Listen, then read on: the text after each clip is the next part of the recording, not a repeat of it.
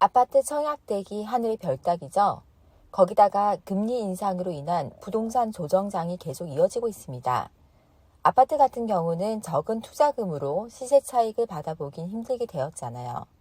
그런 것들이 무섭다면 이제 상가 투자를 생각해 보세요. 아파트에 비해 적은 대출 규제, 거리두기 완화로 공실률 감소 등 부동산 투자자들 사이에서 상가 투자가 다시금 주목받고 있습니다.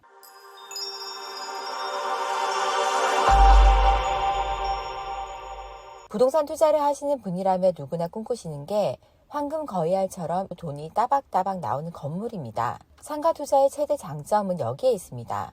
매월 따박따박 들어오는 월세 수입. 조물주 위에 건물주 있다는 말이 있듯이 상가 투자를 통해 진짜 건물주가 될 수 있습니다. 아파트 같은 경우에는 집에 문제가 생기면 집주인이 전부 수리해줘야 합니다. 이거 은근 귀찮고 신경 쓰일 게 많아요. 또 세입자가 나갈 경우에 도배며 장판이며 싹 다 임대인이 해야 합니다. 거기다가 임대차 보호법 내용을 보시면 임대인한테 너무 불리한 내용들밖에 없습니다. 그런데 상가 같은 경우에는 임차인이 영업에 필요한 인테리어나 시설물 관리를 직접 하기 때문에 신경 쓸 게 별로 없습니다. 거기다 계약 만료 시 원상복구 의무도 임차인에게 있기 때문에 임대인에게 유리한 점이 많습니다. 또한 상가 투자의 경우 취등록세도 4.6%로 저렴한 편이고 공시지가가 80억을 넘지 않으면 종부세 발생하지도 않습니다. 월세 수입만 있는 게 아니죠. 시세 차익 당연히 있습니다. 한때 박명수 부부의 일명 스타벅스 재테크로 인터넷이 뜨거웠었죠. 허름한 건물을 구매해서 두 차례 스타벅스 입점시켜 벌어들인 시세 차익이 무려 81억 원이 넘었던 것으로 유명합니다. 이렇듯이 상가 활성화만 잘 시키신다면 엄청난 시세 차익으로 돌아오는 것이 상가 투자입니다. 이렇게 좋기만 하면 누구나 다 상가 투자를 하겠죠. 하지만 상가는 상가집이라는 말이 있을 정도로 부동산 투자 중 최고의 난이도입니다. 그런 최고 난이도도 전문가의 도움을 받으면 실패 확률이 극히 내려갈 수 있는데요.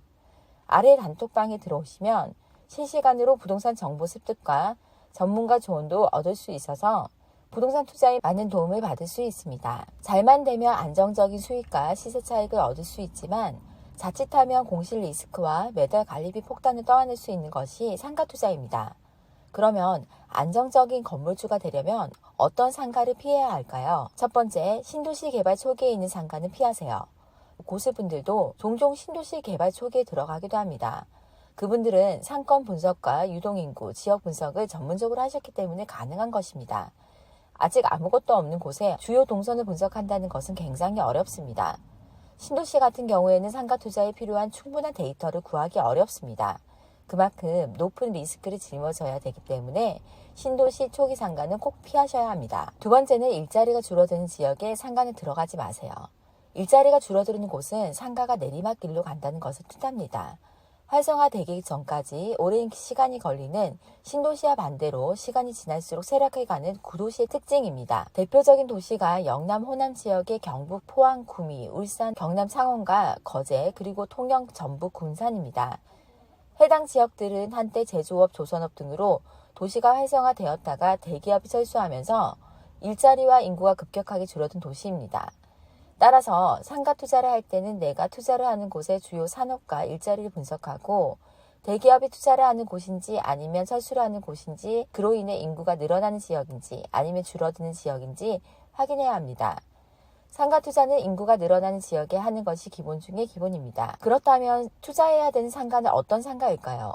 오늘은 간략하게만 설명드리고 이후에 상가 투자와 관련해서 본격적으로 컨텐츠를 제작할 건데요. 그 전에 상가 투자에 대해 궁금하신 분들은 아래 단톡방에 들어오셔서 언제든지 질문 주세요.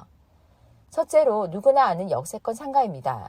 지하철역과 주요 버스 정류장 상가는 기본적으로 유동인구가 많습니다. 특히 주변에 1호선, 2호선 혹은 환승역 노선이 다양할수록 더 많은 유동인구를 기대할 수 있습니다. 거기다 유동인구가 늘어나면 대형마트나 편의시설이 늘어나는 상승 효과까지 일어납니다.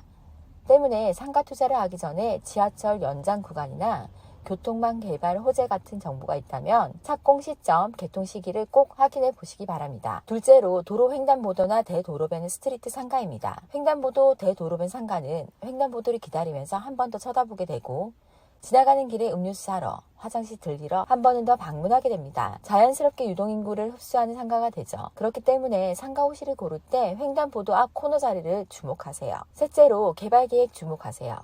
향후 발전 가능성이 있는 곳의 상가를 눈여겨보셔야 합니다. 주위에 대단지가 들어선다거나 지하철역 신설이나 교통 호재가 있는 곳이면 더욱 좋습니다.